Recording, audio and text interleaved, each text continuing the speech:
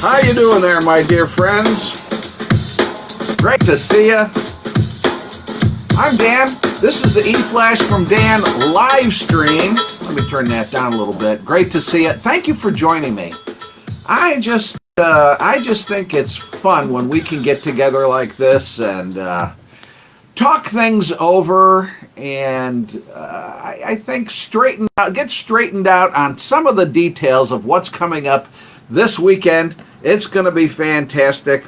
Hey, by the way, if you know, I know not everybody feels this bold, but put a comment in the comment field for me. I like to feel like we're connected. It could be any short little thing. You could just put, hey, Dan, just type a comment. Hey, Dan, you didn't know, but this is actually an intervention. We're concerned about you. We're very concerned. Anything like that.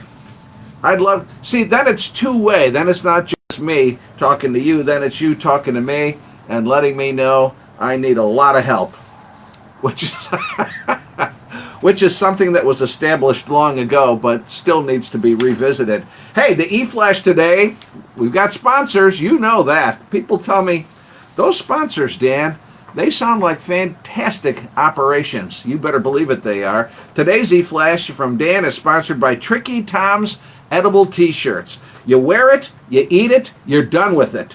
Tricky Tom's. Someone told Tom, you can't do it, and he said, oh yeah? Watch me.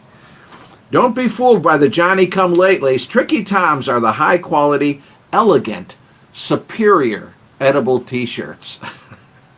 Tricky Tom's in a dozen lovely colors. And I was gonna add one size fits all, and I thought, no, don't do that. I don't know, that cracks me up. Edible T-shirts, one size. I don't know.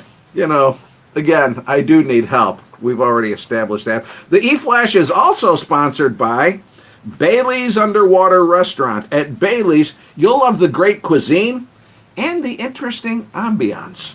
And at Bailey's, you can dine underwater knowing that very few people have drowned. They have a terrific track record. Bailey's, get dinner, get wet, then get out of here. So, always good to have sponsors.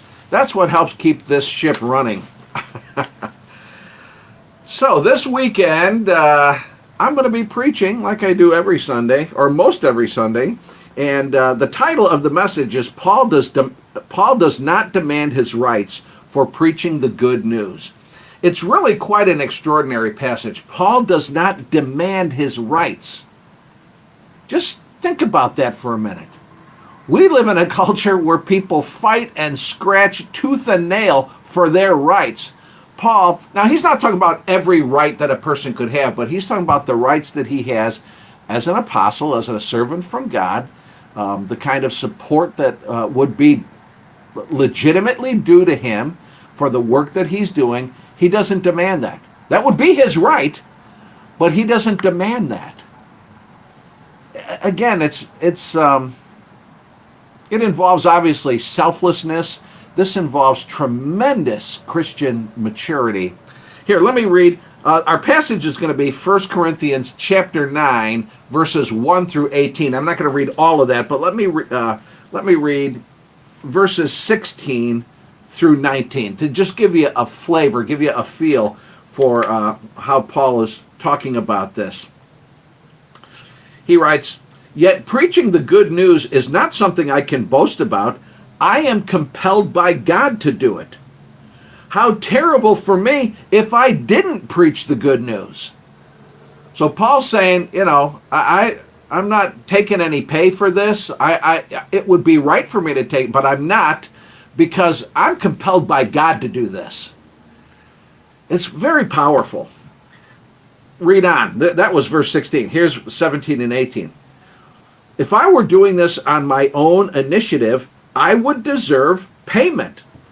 But I have no choice, for God has given me this sacred trust. What then is my pay?"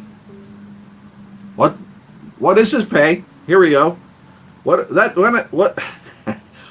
then is my pay? It is the opportunity to preach the good news without charging anyone. That's why I never demand my rights when I preach the good news. It's remarkable. It's amazing. Again, you're talking about he's willing to give up certain rights that he has, and really he's giving them up in order to further God's kingdom in a specific way that he's been called to do.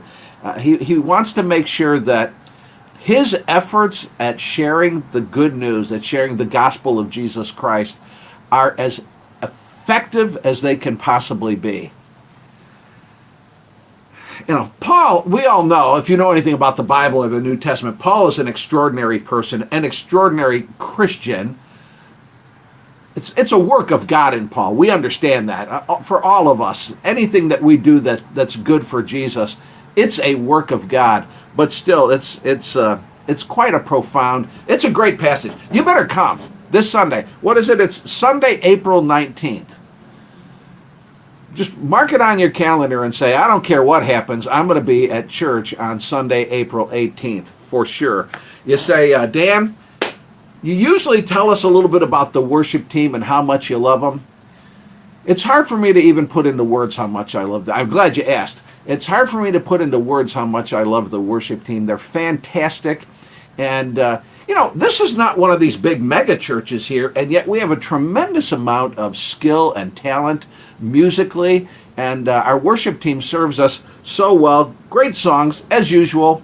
Wonderful songs coming this Sunday. But one of the songs, usually I like to pick out one of the songs and provide some of the lyrics.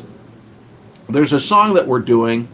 We've done it several times in church, and I love this song. This might be one of my favorite worship songs. I love it. It's called "The Blessing." It's talking about, you know, it really is speaking a blessing. You know, like the Lord bless you and keep you. How you would maybe speak a blessing over someone. That's how this song unfolds. Here, I'm going to read you some of the lyrics. These aren't all of the lyrics, but some of the lyrics to the song. So, here's how it starts out. The Lord bless you and keep you, make his face to shine upon you and be gracious to you. The Lord turn his face toward you and give you peace. And then I think that repeats several times. And then you come to a section where we sing, may his favor, God's favor, be upon you. Remember, this is a blessing. We're speaking a blessing. Singing a blessing. May his favor be upon you and 1,000 generations, and your family and your children, and their children, and their children. And then that's something then that repeats too. And musically, to me, it's just beautiful. It's fantastic. Then there's sort of in that same kind of, that same vein, it comes in with these lyrics. May his presence go before you, and behind you, and beside you, all around you, and within you. He is with you. He is with you. By the way, this is biblically true. Goes on. Talk about, again, his presence being with us in the morning, in the evening, in your coming and your going, in your weeping and rejoicing. He is for you. He is for you. I'm telling you, it's a fantastic, it's a great worship song. I love it. And that's just one of them. That's just one that we'll be doing this weekend. So once again, what is it? April 19th. Mark the calendar. Say, kids, we're all getting up. We're getting going. We're going to get all gussied up, and we're going to church on April 19th. I used that word gussied with someone about a year ago, and she said, I haven't heard that word in a million years. Get all gussied up. Get gussied up, you punks. Come on.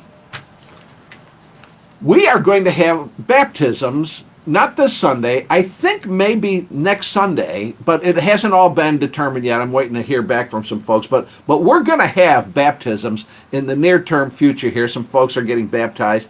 And if you have not been baptized since you have come to faith in Christ, you're welcome to participate. You could get baptized. We do, if you've been around our church, you know, we do like full immersion baptism, like Jesus was fully immersed in the Jordan River. And contact me.